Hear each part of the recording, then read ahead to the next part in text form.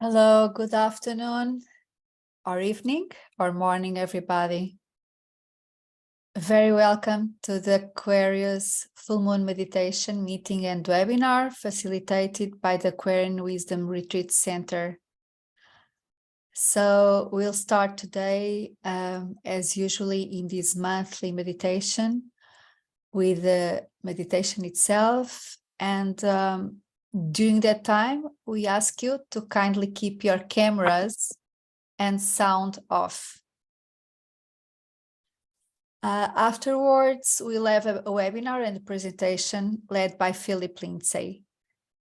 During the webinar afterwards, if you want to ask a question or make a comment, please raise your hand, or if you prefer, you also can write in the chat. So in advance, I would like to thank you so much for participating in this group service.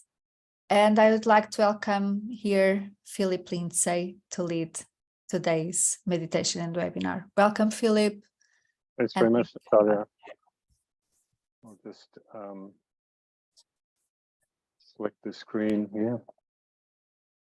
And how's my sound? Okay? Yeah, yes. Very good. Okay. Well, there's always a few stragglers for the meditation, so I'm just going to talk for a couple of minutes while we wait for a few more people to arrive. Most of you are familiar with the meditation. The 6 stages of the meditation is called letting in the light. And it goes for 15, maybe 20 minutes. And it starts off with a group fusion, then alignment, then the high interlude, then the meditation per se, and the keynote is actually incorrect there, so I'm just going to change that while we're here. And I can.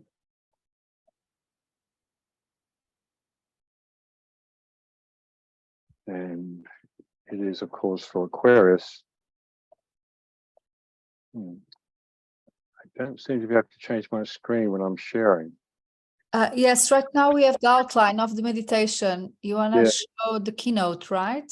Yeah, the keynote's just where I'm wiggling my mouse. It's actually the one for Capricorn. The one for Aquarius is you want me to... What is the light am I called forth of thirsty men? So I'll just say it in the meditation. Yes. Philip, also, if you can, are you using the microphone? It looks a little distorted, the voice. Yeah, I think it's just my reception. I've got a good connection here, but okay. Unfortunately, the microphone's very close to my mouth. So, is it just a little bit or a lot? Sometimes it's okay. Keep going. Okay, very good. So 6 stages, meditation being the 4th stage, precipitation being the 5th, lower interlude. Actually 7 stages really, lower interlude, and then distribution when we sound the great invocation. Most of you are familiar with. So I think without further ado, we'll get started. So I'm going to turn my video off. And we should just settle ourselves now.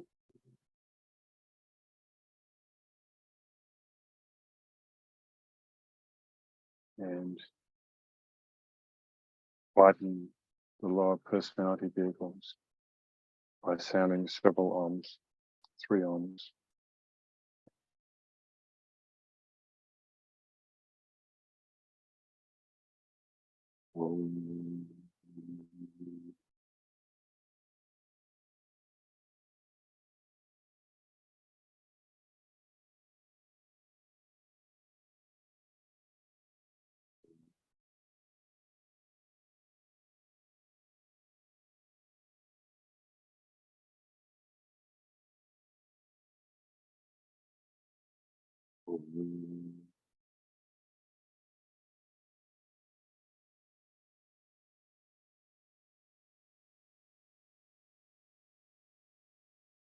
your personality whole, radiant, integrated,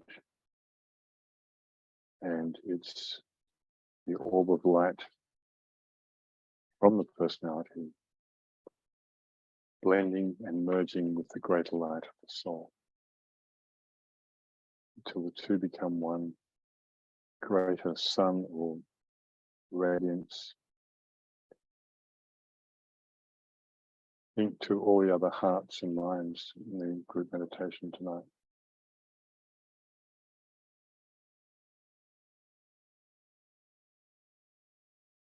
So at group fusion, we affirm the fact of group fusion and integration within the heart center of the new group of world servers, mediating between hierarchy and humanity.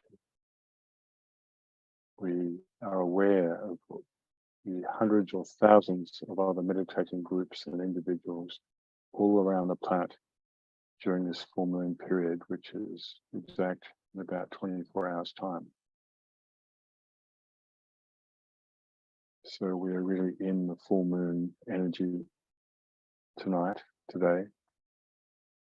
And so we sound the formula for group integration. I am one with my group brothers, and all that I have is theirs. May the love which is in my soul pour forth to them. May the strength which is in me lift and aid them. May the thoughts which my soul creates reach and encourage them.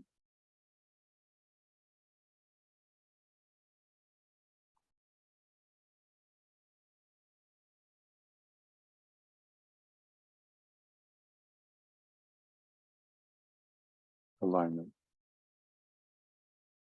We project a line of lighted energy towards the spiritual hierarchy of the planet, the planetary heart, the great ashram of Sanat Kumara, and towards the Christ at the heart of hierarchy.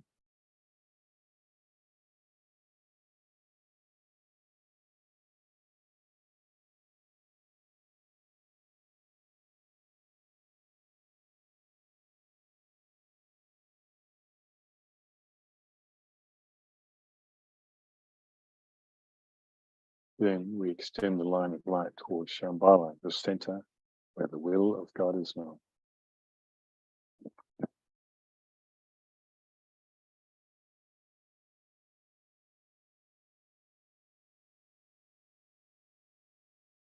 So we connect as a group and as individuals, the spiritual hierarchy, the planetary heart.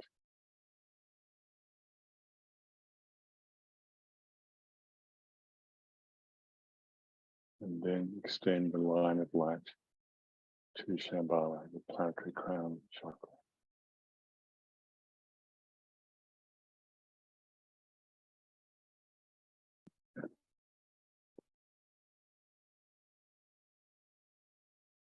Higher interlude. Hold the contemplative mind open to the extraplanetary energies streaming into Shambhala and radiated through hierarchy.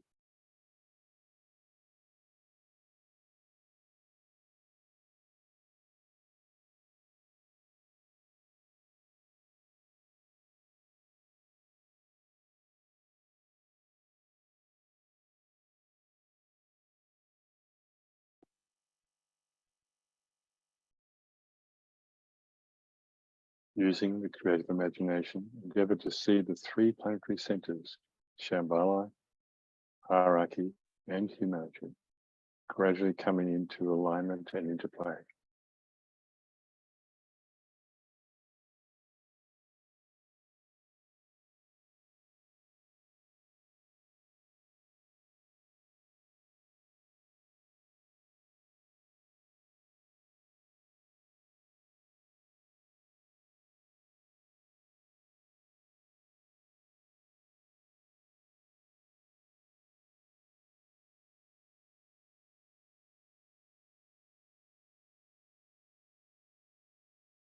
Meditation. Reflect upon the seed thought for Aquarius. which is waters of life am I, poured forth for thirsty men. Waters of life am I, poured forth for thirsty men.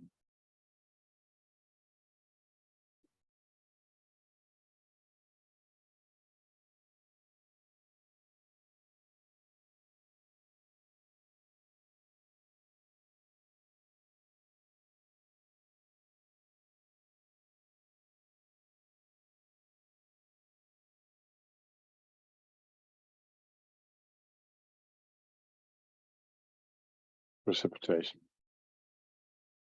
Using the creative imagination, visualize the energies of life, love, and a will to good,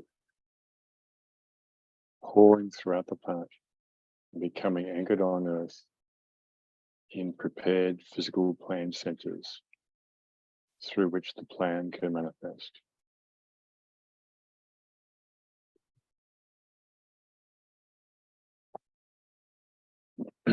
And so we use the sixfold progression of divine love as the sequence of energy precipitation, starting with Shambhala, hierarchy, Christ, the new group of world servers, men and women of goodwill everywhere, and the physical centers of distribution.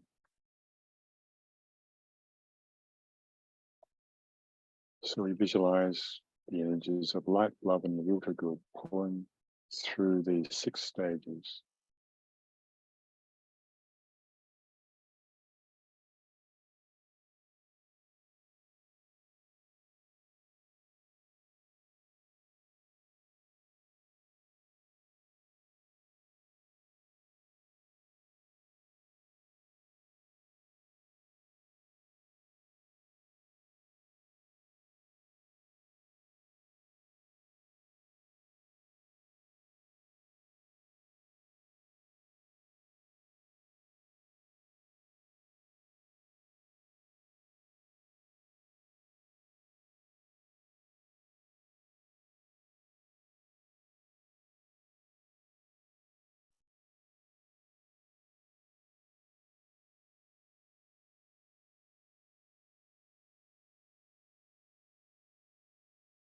See the light pouring down from Shambhala, hierarchy, Christ, the new group of world servers, men and women of goodwill everywhere, and the physical centers of distribution.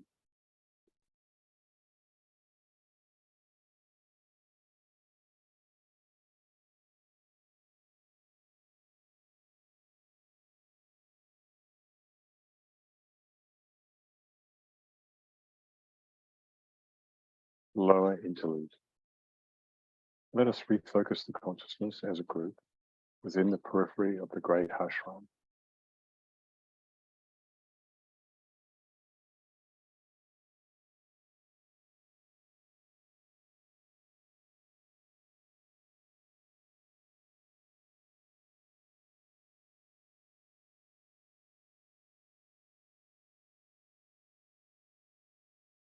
And together sound the affirmation.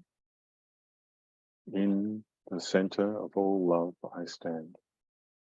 From that center I, the soul, will outward move. From that center I, the one who serves, will work. May the love of the divine self be shed abroad in my heart, through my group, and throughout the world. We visualize now the downpouring spiritual inflow released from Shambhala through the hierarchy, streaming into humanity through the prepared channel. Consider how these inpouring energies are establishing the pathway of light for the coming world teacher, Christ. Downpouring spiritual inflow, Shambhala, hierarchy to humanity.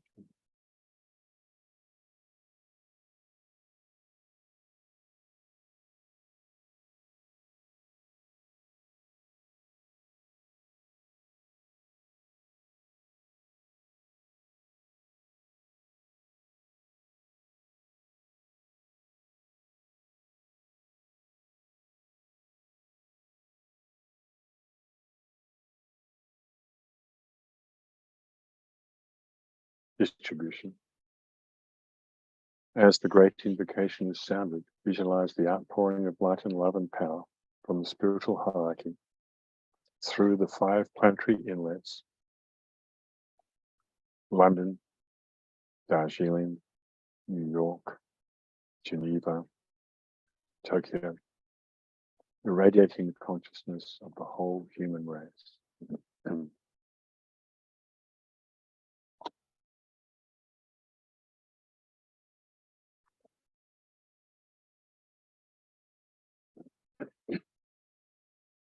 Great invocation. From the point of light within the mind of God, let light stream forth into the minds of men. Let light descend on us.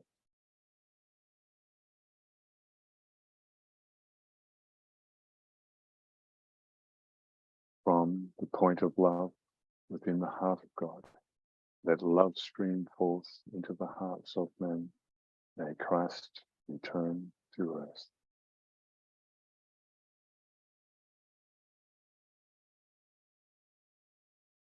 From the center, where the will of God is known, let purpose guide the little wills of men, purpose which the masters know and serve.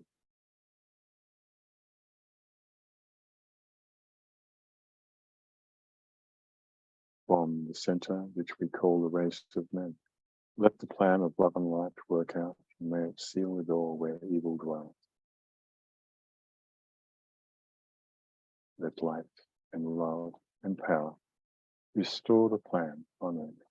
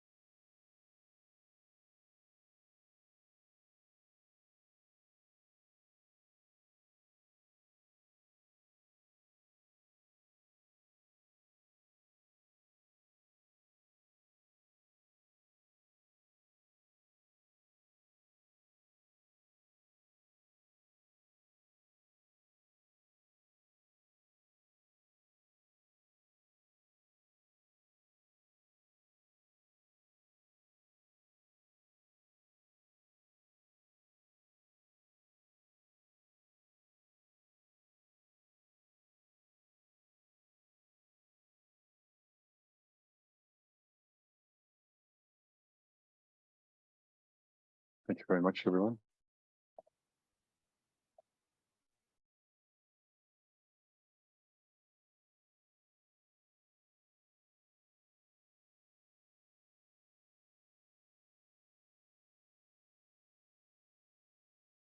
Okay, welcome everyone. We're going to go into some in-depth information about Aquarius and water, and Aquarius and electricity. You see these 2 wavy lines.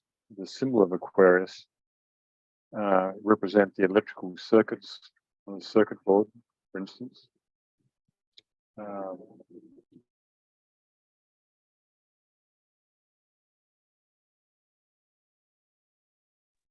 Just had to mute my sound there for a noisy aeroplane. Hopefully it didn't pick up. And the symbol is also one for water. So it's quite unique, and yet water is also electricity. As we'll discover, water is plasma, which is electricity. So the Tibetan tells us Aquarius is preeminently a sign of constant movement. I'll just turn my video on.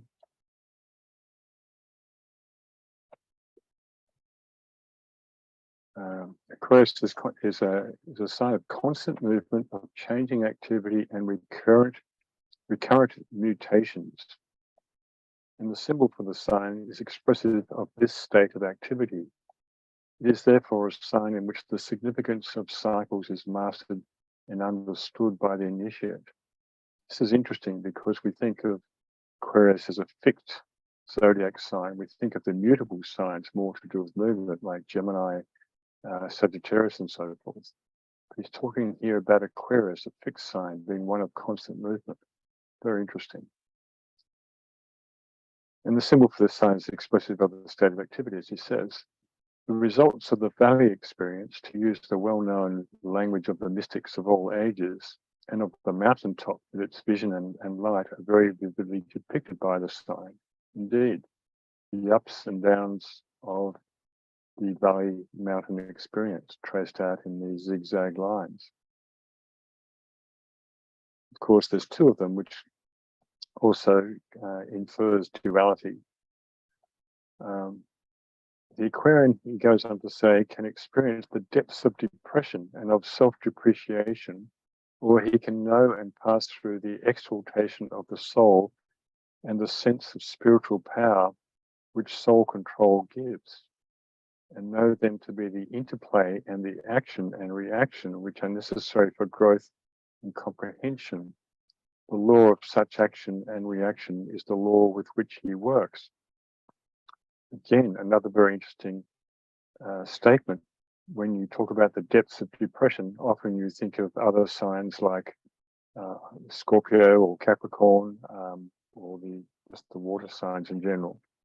Depression being an emotional state, of course, but you wouldn't think necessarily of the mentally polarized, quote unquote, sign of Aquarius. So Aquarius, we consider the Leo polarity, as we do with all the signs, the waters of life and of desire. Aquarius is a dual sign of mind, science, and the emotions connected with water, symbolized by its glyph of wavy lines, electricity, plasma, or water. The water bearer, the world server, with a pitcher of water upon her shoulders, is ready to pour forth in service the waters of life. You know that biblical saying, waters of life am I.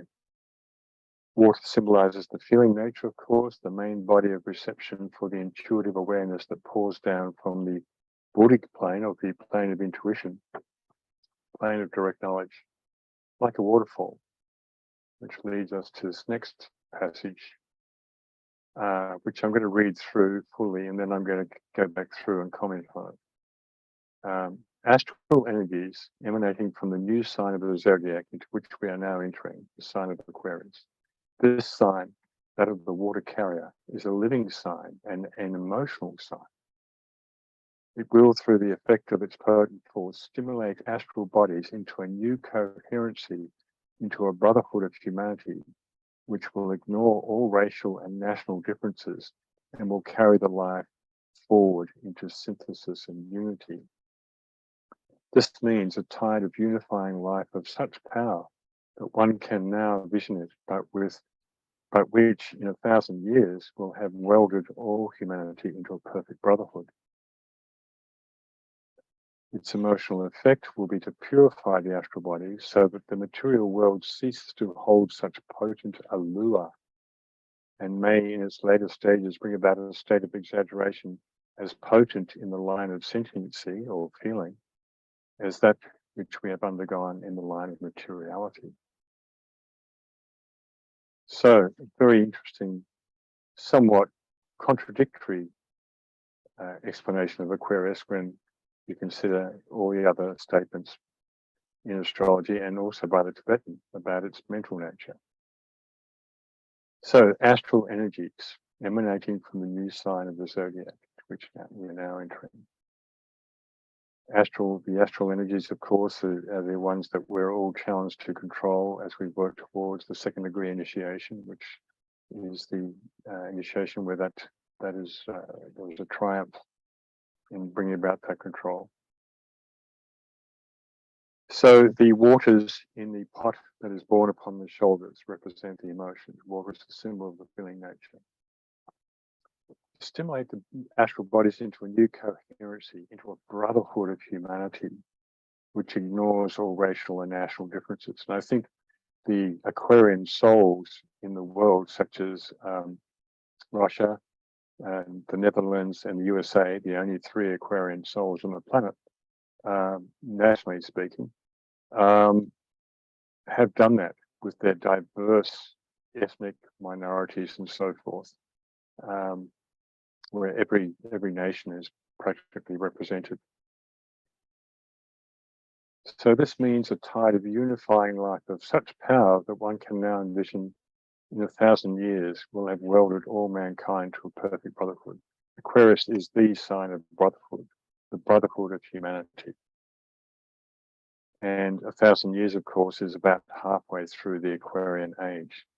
We're just beginning it now in this next century, technically, astronomically speaking. So it seems like a long way off, but it may be just a few more incarnations for some of us. Its emotional effect will purify the astral bodies, etc., so that the material world will cease to hold have its hold over us. So, of course, we must remember that although much of humanity is not there yet, we are still in the cuspal period between Pisces, which is a water sign too, of course, and Aquarius, which lasts about 500 years and will go for another century or so yet before that cuspal period is worked through. Also, the Tibetan does mention in the blue books in esoteric astrology, I think, that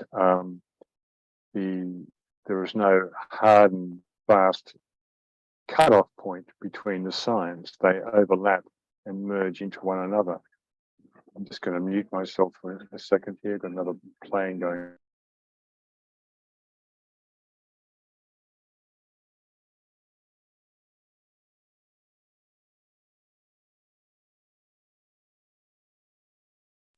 Okay, apologies for that. I can't hear myself talk when the plane goes over. So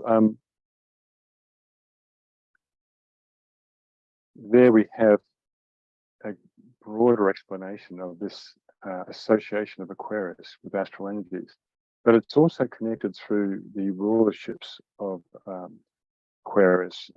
Jupiter is the sole ruler of Aquarius, rules the heart center. And the heart is, of course, is the higher correspondence to the solar plexus, which is the gateway to the astral body. That's one thing. And then if we look at the hierarchical or highest ruler of Aquarius, it's the moon, which is said to veil the energies of Neptune, the god of the waters. So this astral association with Aquarius, we can see through these 2 planetary rulers of this sign. Now we get to talking about electricity, and electricity is the domain of Uranus. Uranus is the personality ruler of Aquarius and is the planet of science, both exoteric and esoteric science. It rules the 7th ray of organization or ceremonial order. So this is why Aquarius and Uranus are often associated with technology and science and electricity and so forth. And the Tibetan says there is nothing but electricity in manifestation, the mystery of electricity. Everything in nature is electrical. True, every living thing can be measured in terms of frequency. Life itself is electricity, but all that we have contacted and used today is that which is only physical and related to and inherent in the physical and etheric matter of all forms. This is right. He's talking about more subtle forms of electricity. And an easy example to understand would be when people talk about there being electricity between 2 people who are attracted to each other. There's there's a resonance with their respective auras and that are on the same level, so to speak. And so there's a flow of electricity between those 2 people. So the plasma of the planets is the electromagnetic current that connects all planetary bodies to one another delineating a web of intricate relationships within the solar system's body corporate. So that means that although we just see space between the planets, there is in fact an electrical etheric web that joins everything, that permeates the entire solar system. But of course, there are particular lines of electrical energy, magnetic energy, same thing, that go from planet to planet, and some planets have closer relationships to one another than others. And so we can see the magnetic aura in this picture here of the Earth, of the energy pouring down through the North Pole and flowing out from the South Pole. And this creates the so-called torus shape that we're familiar with, not the sign Taurus, but the shape T-O-R-U-S. So the pulsating plasma of the poles is the subtle electrical fluid that surrounds the Earth and is concentrated there. And I've often speculated on the fact that the magnetic patterns of the zodiac signs are actually at the North Pole, and the forces of the seven rays and so forth, and the planets fall through those zodiac signs, those groupings of zodiac lives, if you like, to be more accurate. So, okay, let's just pause for a moment and welcome any comments or questions in the chat.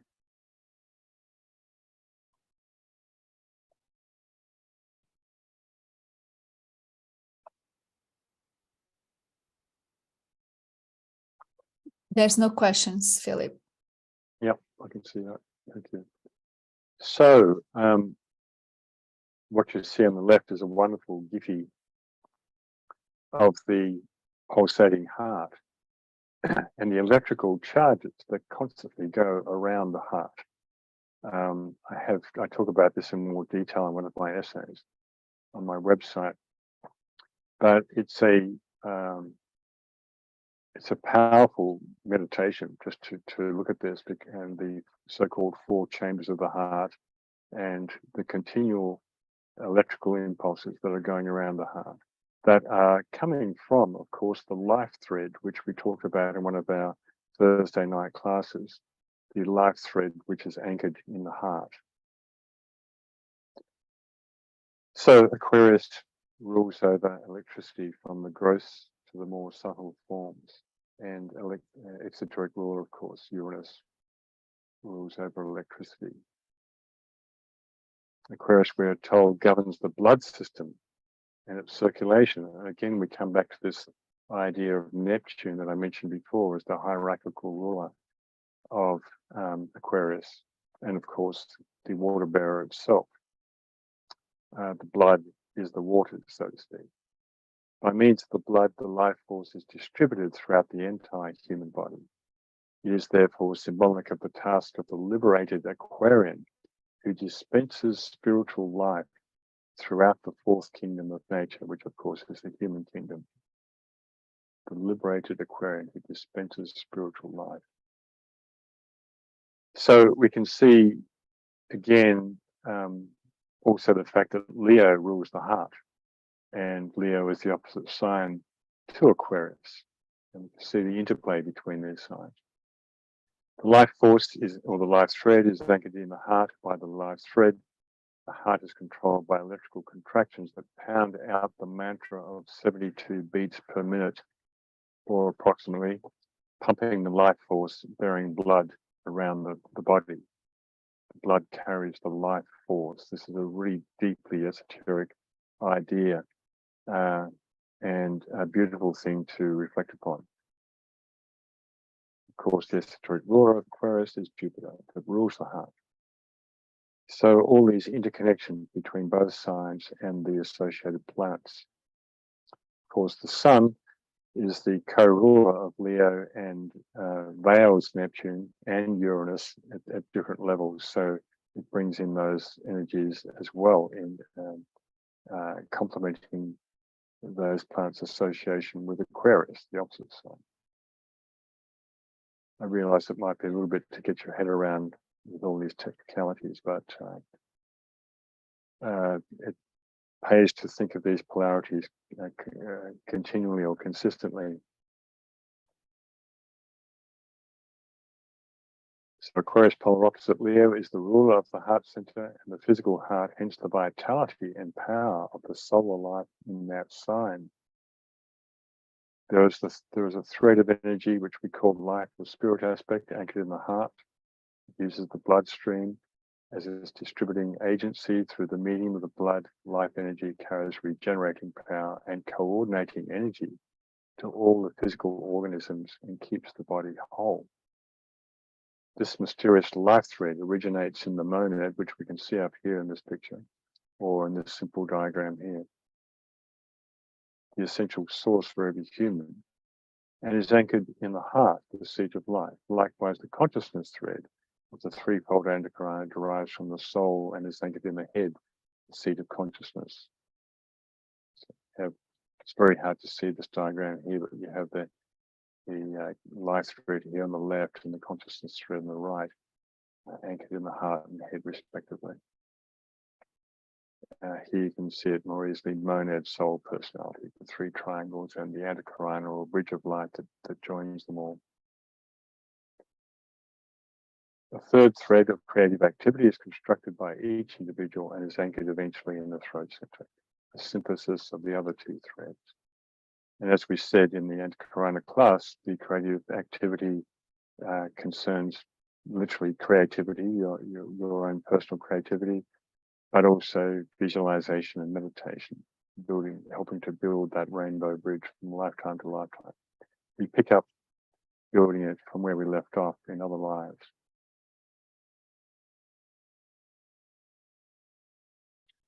Aquarius also rules the physical permanent atom, where is stored the sum of experiences in the physical body for all incarnations. Likewise, we have an astral permanent atom, and these blue circles here in the diagram represent the mental, emotional, or astral and physical permanent atoms,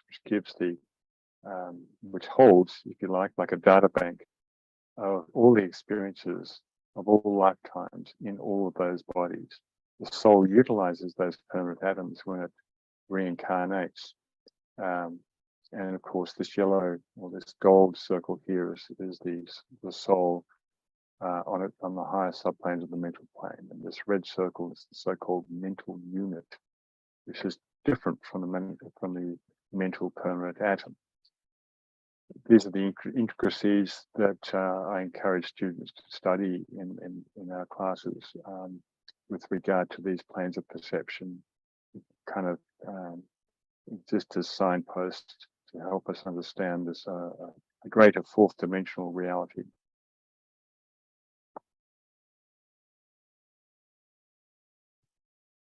So the soul draws upon this storage atom along with the mental and astral permanent atoms when, after conception and during gestation, it begins building the new personality vehicles in preparation for the next incarnation. It's a very profound meditation as well, of course, going into that whole area of study. The etheric body is closely connected to the bloodstream, both of which are related to Aquarius. Aquarius, DK says, is connected with the physical permanent atom, which is, as you know, upon the etheric level, down here in the diagram. It is this individual web which is the medium of relationship to the whole. And of course, the etheric body is the medium of relationship in terms of telepathy from the lower planes to the higher planes, from the higher planes to the lower planes, I should say. From the mental plane to the brain consciousness. The universal consciousness of Aquarius becomes expressive just insofar as the individual etheric body is in conscious relation with the etheric body of humanity, the solar system, and of course the planet. So this sense of unity with one's fellow humanity is particularly strong in Aquarius. Hence, Aquarians are motivated to serve, not just from that that sense of being one with humanity through the etheric body sensitivity, but also through the emotional factor that we talked about before. So, any comments yet, or questions, clarification? So, the wavy lines. Here we go. We'll just look at this comment first. Hugo says, can you comment on the fact that war in Ukraine could disturb the energy of the world and slow down progress towards the era of Aquarius? Not necessarily. I'm talking here about all wars generally. Conflict is part of the human condition. We are ruled over by the fourth ray of harmony through conflict, or the ray of art and beauty, as it's also called. So wars don't necessarily slow down progress towards Aquarius. They may actually hasten, because in some cases wars purge and purify the planet in terms of clearing the decks before the next stage comes about. And World War I and II were certainly about that, I think. And as I say in my newsletters often, I think we're in the third and final phase of these world wars at the moment, that will break down a lot of old patterns from the Piscean age, a lot of the old controlling forces that will pave the way for Aquarius. There's the short answer there anyway. So the wavy lines glyph of Aquarius signifies the blood of life, the electrical plasma in the water bearer's urn, a symbol of the heart brimming over with light and love. The bloodstream is governed by Neptune. Moon is hierarchical ruler, as I said before. Hence the universal consciousness of Aquarius, a culminating sign for humanity. In fact, Aquarius rules over generically the third degree initiation, just as Scorpio rules over the second degree initiation and Leo first initiation. All of these three signs are part of the four signs of the fixed cross. I'm just going to mute my microphone for a moment.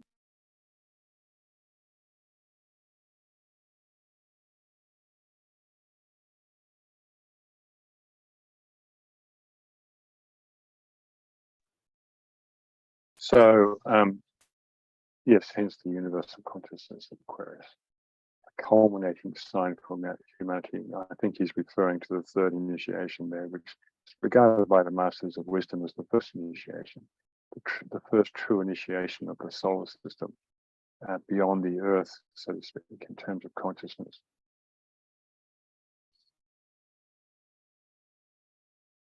So it says these three streams, these three systems are related to one another: blood circulation, the nervous system, and the etheric body. So here we have a diagram of the nervous system, but if you look at a diagram of the blood system, it's very similar. It kind of replicates the nervous system. They're both allied or related to each other. And so the Tibetan in esoteric healing gives the planets that rule these different systems. For instance, he says the etheric body is ruled by Vulcan, or the moon veiling Vulcan. It rules the etheric vehicle, at least from the circulatory angle of energy. So the moon is always related to the physical body. The moon is the ruler of forms. And of course, Vulcan is the smithy who in fact creates sparks upon his anvil. Those sparks can be interpreted as electricity as well. So moon veiling Vulcan rules the etheric vehicle. Venus rules the nervous system. I haven't quite figured out why Venus is given as ruling the nervous system yet. But of course, when we talk about the veins in the body, the veins of the nervous system, we describe them as Venus, as in Venus. Neptune rules the bloodstream, of course, and Saturn rules the endocrine system, the endocrine glands that are associated with the 7 main chakras. And Saturn also rules the throat center, which has, of course, the thyroid gland associated with it, which is a major governing gland of all the other glands in many ways. So there's a whole huge field of medical astrology, esoteric medical astrology. We already have a large field of medical astrology already in the last couple of centuries, but there's another whole field to open up as we go into the age of Aquarius regarding these rulerships. So before we go into the next section, would anyone like to comment or ask, making clarifications?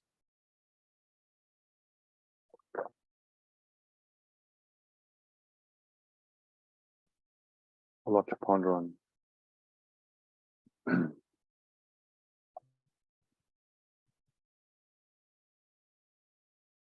Okay.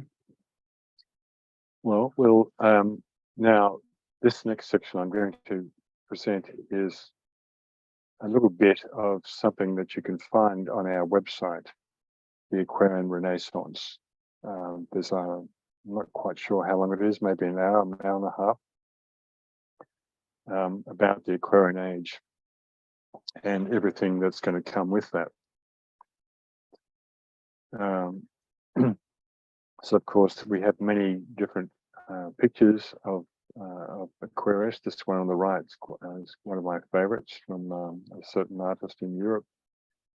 And we have these older fashioned ones of Greek gods pouring forth urns of water.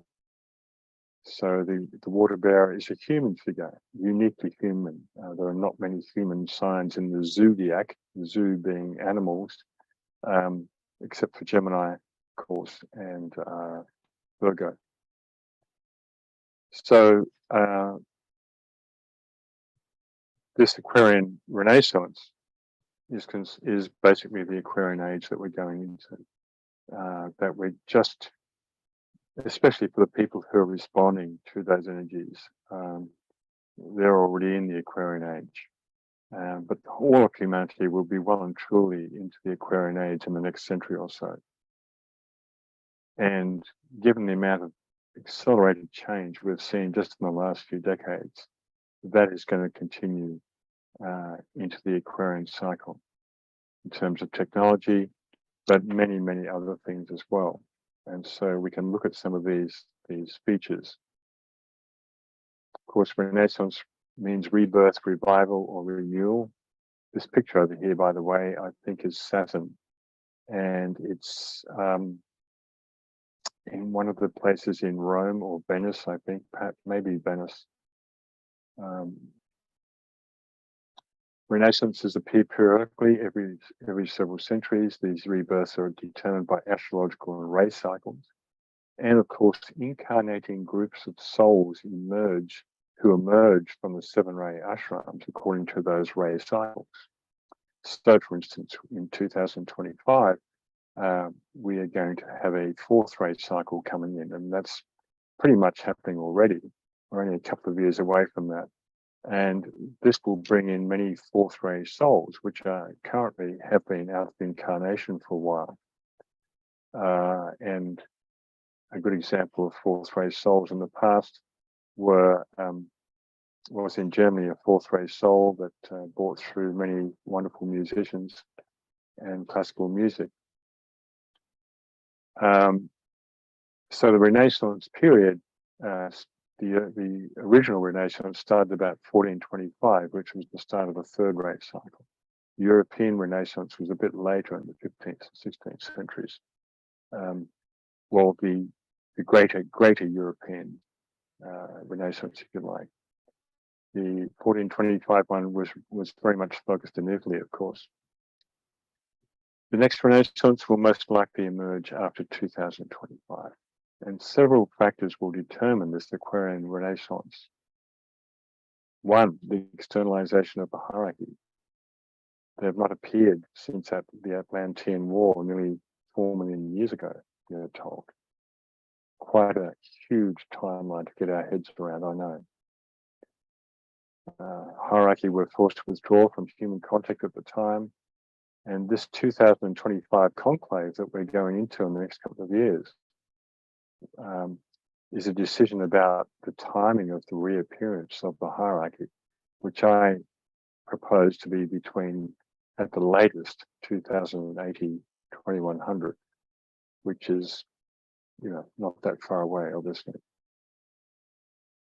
Depending upon the urgency of world events, hierarchy may decide to return much sooner. A lot of people hope that that is the case. But, of course, humanity are being tested in the fiery crucible of initiation right now. And we have to grow up, so to speak, really. We can't be little children saved by hierarchy continually. We have to really step up and take on more responsibility. 2, the cycle of the fourth ray, the main ray conditioning humanity, harmony through conflict, harmony, beauty, and art, coming slowly into manifestation after 2025. And humanity will trace the source of that mysterious revelation called beauty. And this will emerge in new forms of music and new forms of art, we are told, that we maybe can't even imagine now, but we'll recognize when we see it or hear it. The fourth ray is the way of the seeker, the searcher, and the sensitive reflector of beauty. And it is associated with Aquarius through the hierarchical rulership of the moon being the co-ruler of the fourth ray. The moon is more to do with the conflict part of the harmony through conflict equation, because the moon represents the unconscious that can quite often be in conflict with the soul. The moon in the horoscope, of course, is the shadow or the dweller on the threshold. And 3, through the influence of the fourth ray and seventh ray of organization, new forms of art, music, education, healing, and science will emerge. Indeed, almost every week, I hear about or see some new modality of healing coming into being that is based on electricity, color, sound, frequency, vibration. This is all Aquarian in nature.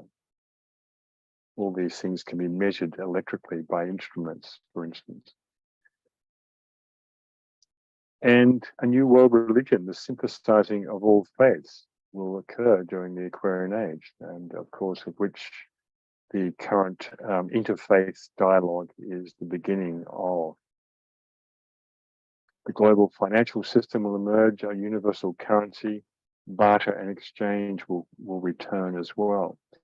Currently, as I've been writing in my newsletters, the financial system is being somewhat hijacked in terms of the real global financial system that will emerge, but it's all part of that. It's the shadow of that, so to speak. Fear of death will be eliminated before the year 2100. This is amazing when you consider that for millions of years, humanity has, since Atlantean times, humanity has been under the yoke of the fear of death. And so that is rapidly lifting already in the last century, particularly. We've seen so many books on near-death experiences and the greater appreciation of the law of reincarnation or re-embodiment. So within 100 years or less, it's quite a prediction that Tibetan makes about that. So that is going to be a huge revelation for humanity as a whole. And the development of the United Nations, a fourth ray entity, which of course has been compromised and corrupted since its origin, but will, of course, like all entities, go through purging and cleansing phases to re-emerge as the hope of the world.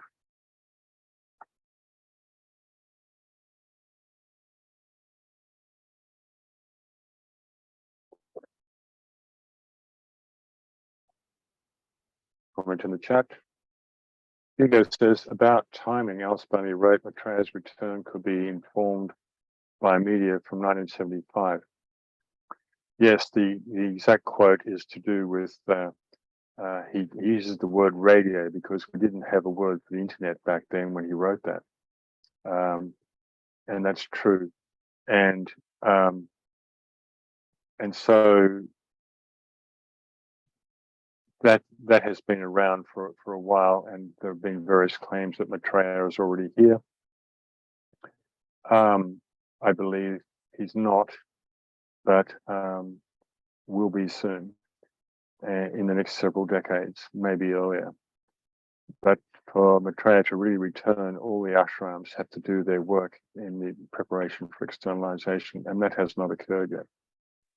Also, he talks about the broadcast on media relating to the mass sort of broadcasting of the esoteric wisdom through all the different individuals and groups, Theosophical, Bailey, and otherwise around the world, and that has happened. We've had an extraordinary explosion of Eastern Buddhism, for instance, since the 1960s, in fact, which is also helping to build the bridge between East and West.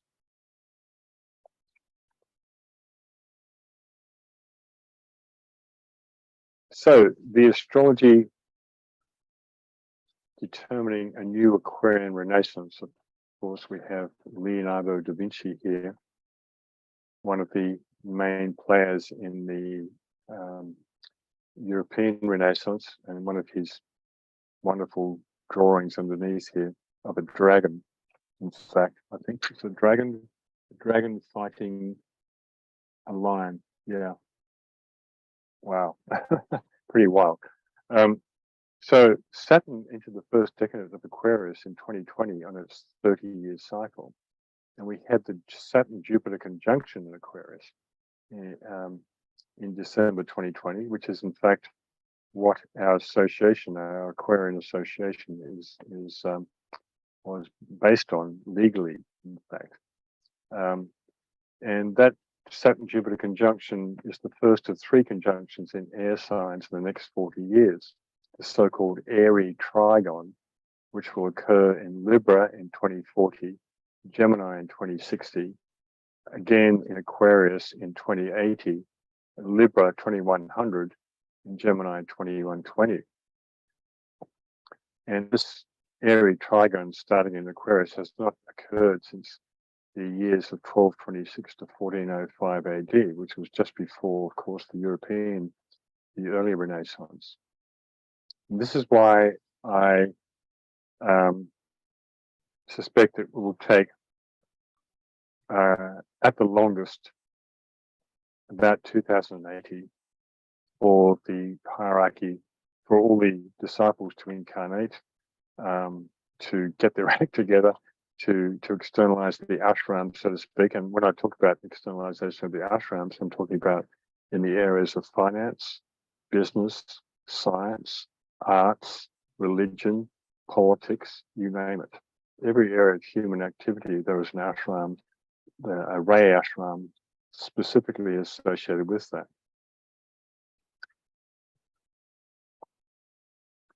So that's my basic theory, speculation anyway, for the emergence of the Masters of Wisdom. There'll also be a Master of Wisdom residing in each of the 5 major planetary centers as well, we're told. Maybe they're there already, I don't know. So Jupiter is the sole ruler of Aquarius, the water bearer who pours forth for those who thirst. Saturn is the mind, Jupiter is the heart, and thereby with that conjunction of those 2 planets in 2020, we have this mind-heart synthesis. So there, and of course, Jupiter is the ruler of the 2nd ray of love wisdom, and Saturn is the ruler of the 3rd ray of active intelligence. Saturn and Jupiter indicate a new renaissance and help pave the way for the 2025 conclave. That conjunction was a signpost on the way, so to speak, and there will be other signposts like that. And hence the externalization may be closer to 2080, 2100 than 2025. A lot of people think 2025, but 2025 is simply the once in a century meeting that the Masters of Wisdom have with Sanakamara, the Lord of Shambhala. And then they decide on a date to externalize, to organize the ashram, so to speak. 2100 will be the year that Polaris, the star that guides humanity, that is the North Pole star, aligns with the Earth's North Celestial Pole. Polaris being called the Star of Direction, and which I've quoted many times in my newsletters over the years. A very important star that works in a triangle with the two pointer stars, Dubi and Merak. Saturn and Jupiter were conjunct in Pisces at the birth of Jesus in 7 BC, and their conjunction again in the sign of Aquarius is very symbolic of the Christ return. So whether that's 2020 or 2080, pretty much it's going to happen between those years. It may have already incarnated for all we know.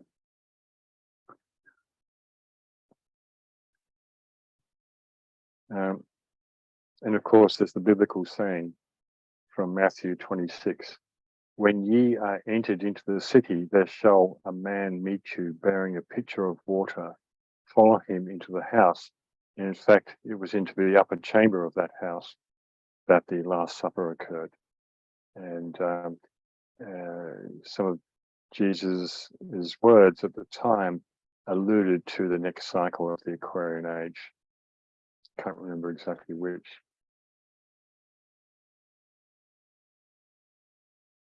Maybe it's here.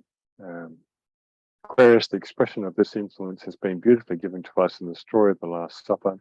Christ sent his disciples into the city, etc., etc., etc., to find a man bearing a pitcher of water.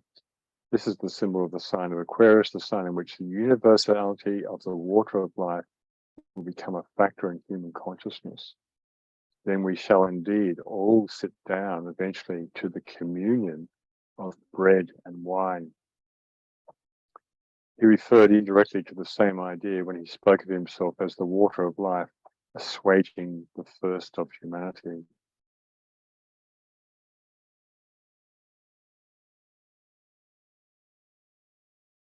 So, and of course, we have this very famous painting, which you see many versions of on the internet, some of them very humorous. Yeah, there's quite a few different analyses of this famous painting. I think it was Da Vinci who painted that too, wasn't it?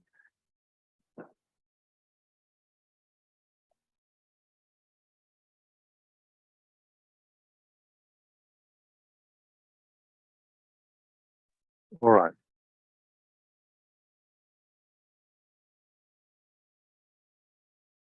The greatest ever renaissance in world history? Well, when the unfoldment of human consciousness is considered, the return of hierarchy for the first time in aeons, this new Aquarian renaissance promises to be the greatest in the long history of our planet. We are poised at the dawn of a new era, yet still fighting our way through the dark night of materialism. Those dark forces are currently engaged in a battle for their existence in the face of hierarchy's imminent decision to return after 2025. So, what does an Aquarian renaissance hold for humanity? Revolution, reformation, renewal, all these R words that relate a lot to Uranus and Aquarius. Uranus was discovered, of course, between the US and French revolutions in 1781. reform. This is very much the energy of Aquarius that follows the sign of Capricorn, where everything gets crystallized, and Capricorn represents the status quo, and the thought forms that are created to keep that status quo going for certain cycles until those geometrical thought forms are outworn and need to be broken up, and so that new forms can be created for new cycles. So an Aquarian Renaissance will emerge when millions have soul contact, we're told. The art of music will be the next approach to the truth, the revelation of emerging beauty. The art of the painter and sculptor will follow later. New modalities of healing, light, color, sound, movement, esoteric healing, of course. Some of you may have read the book Esoteric Healing by Alice Bailey. A new world religion synthesizing all faiths, the restoration of the mysteries, the externalization of the masters' ashrams. This is an important point. The mystery schools, which have been kind of underground for the last several thousand years, will be returning, and the new esoteric education will get underway in a large way for humanity as a whole. And in fact, the esoteric educators will even be initiating people who are going through the first initiation. There will be a master in each of the 5 country centers. As I said, the first initiation will be given exoterically by disciples of the Christ. The global financial system will emerge, a universal currency. I think I mentioned all this before, didn't I? That page is repeated for some reason.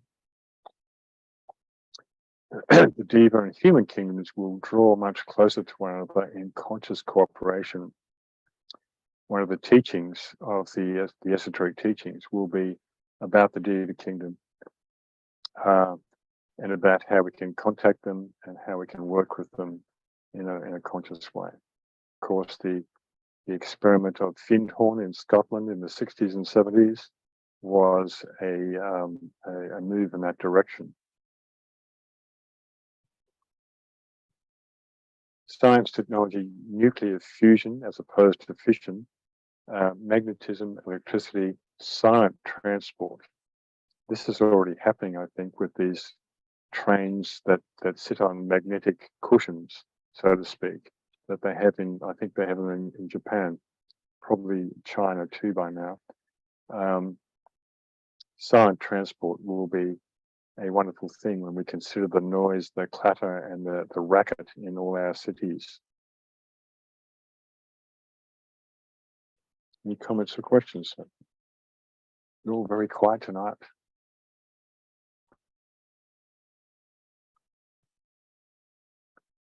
On the right here, we have the diagram of the rays, the passage of the 7 rays from source to earth, the source being the triangle of the Great Bear constellation, the Sirius constellation, and the Pleiades constellations. These are the 3 main conditioning triangle, if you like, that also represents the so-called 7 solar systems, of which ours is one, and from which the rays are derived. I'm just going to mute for a moment.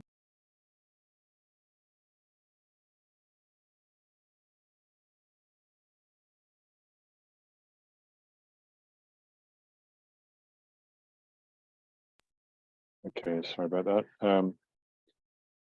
And you can see in this diagram the passage of the 7 rays as they proceed through the Little Bear constellation and then are funneled through the sun, our solar logos, and then are distributed through the 7 sacred planets and the 5 non-sacred planets. You can see them here: Vulcan, Jupiter, Saturn, Mercury, Venus, Neptune, Uranus, etc., Sun, Pluto, Moon, Mars, and through the zodiac. It's not how it actually is, but this is just a convenient diagram to show you how the rays and planetary energies are transmitted through the zodiac. And of course, we're talking electricity the whole time here. The rays are electrical frequencies. The planets have electrical frequencies. The signs are electrical frequencies. All of them different, of course, or resonant or complementary to one another. And of course, they go through the 5 planetary centers and into the human kingdom and all the other kingdoms, in fact, the vegetable, animal, mineral kingdoms as well. So the new group of world service and the 10 C groups will emerge in the Aquarian age. I do have several newsletters about that you can find on my website. 10 C groups relating to all different types of human activity. The 4th race soul nations will flower, such as Brazil, Germany, and Austria. The establishment upon Earth of a great station of light. This is something that relates to a certain amount of humans taking the 3rd degree initiation. And if that happens in this first decade of Aquarius that we're going into, the next 720 years, then this station of light will be successfully established to the point where the forces of materialism will cease to have any influence on humanity like they do now. So we are on the cusp of a momentous happening that that really takes us out of the dark ages of the last few million years in many ways. Not to say that there hasn't been anything achieved, of course, but compared to what is going to be unfolding in the future. New cultural groups will emerge inspired by the ashrams, new education systems, legislation for children by 2035. There will be a last-ditch fight against materialism, and we're in that right now. No question about that. On so many levels, and which will probably get more intense in the next couple of years. Uranus says the return of hierarchy. Does hierarchy already present on the planet? Are they already present on the planet? Well, it means the externalization. Yes, they are. They are present on the planet. Just a moment. I have to mute my microphone.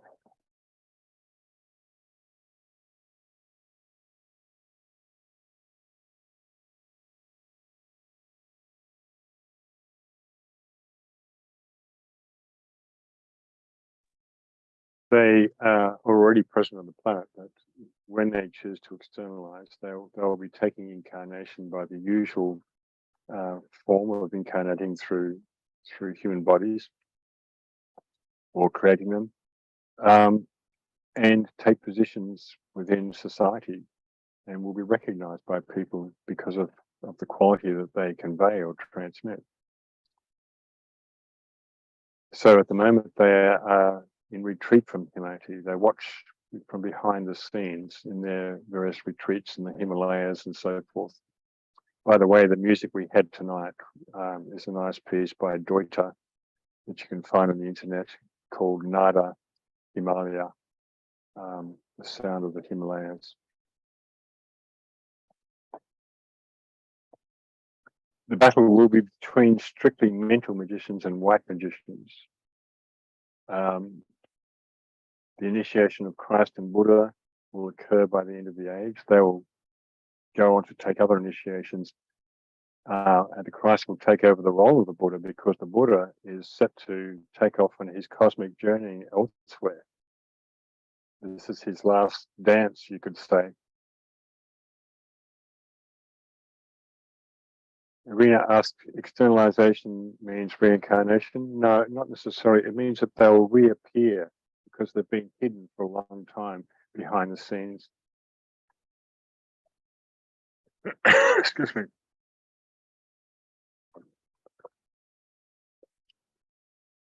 Excuse me. The Renaissance in the last decade of Aquarius will be from 3557 AD to 4277 AD.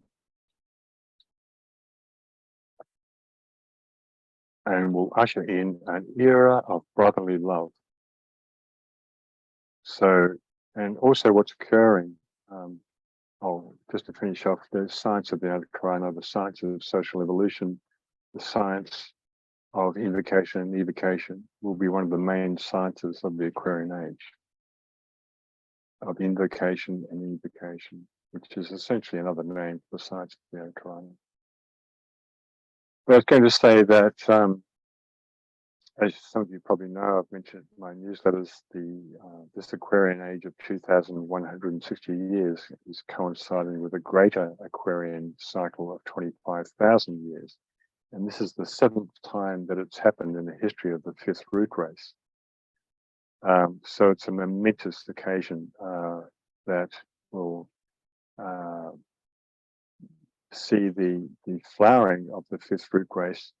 And of course, that flower will yield the seed for the 6th root race that is set to unfold in the next 25,000 years.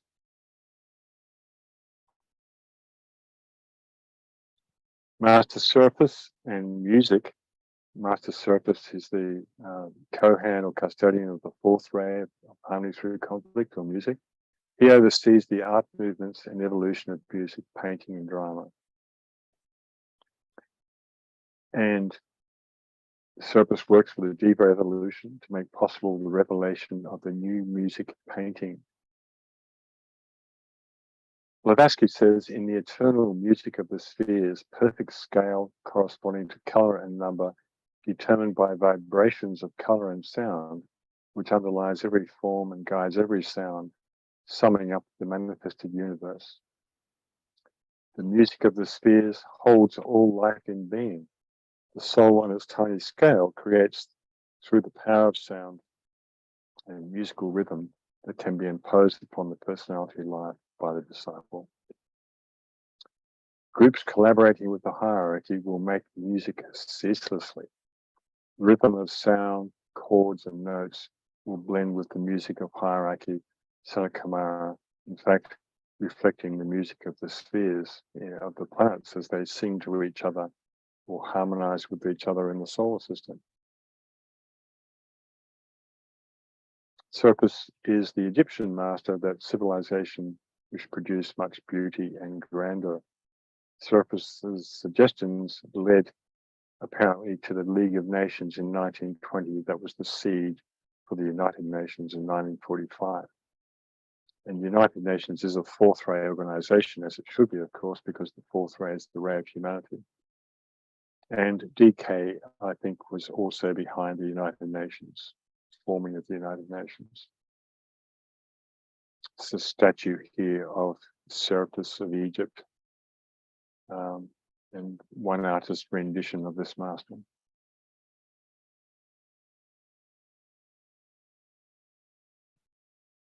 So, any comments or questions before I move on?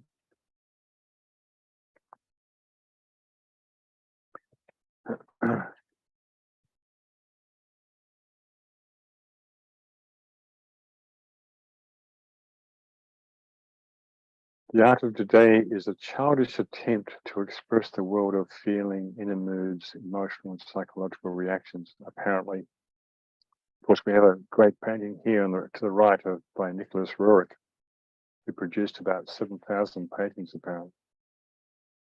They are to the world of feeling expression what the drawings of the caveman are to the art of Da Vinci. Interesting. It is in the realm of words today that this new art is most adequately expressing itself in poetry, literature, and drama. So, of course, we've had some great art, but the art that is coming, that's being brought in by these 4th ray souls in the 4th ray cycle, will be something else again. Now, we have various groups. I'm just going to finish off. I'm not going to go through all this material, but we'll finish off in a moment. The cultural groups. I'm just going to mute the microphone again. I'm sorry.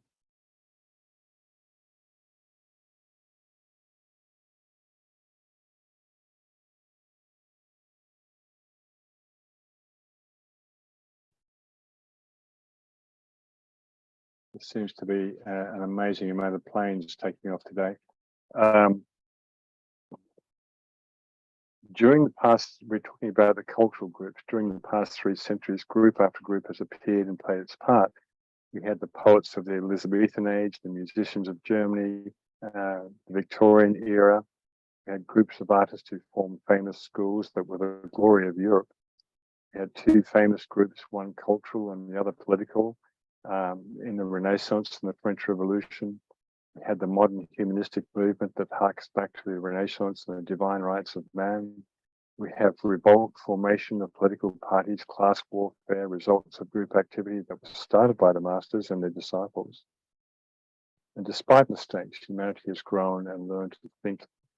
Hence, the ultimate good is inevitable and unavoidable. This is a quote from a treatise on white magic, TWM, that these points are taken from. So I think that's enough for one day, one evening, friends. Unless there's any more questions or comments, I think we'll leave it there. Enough to take in with all these different themes in Aquarius. Quite a complex sign in some ways.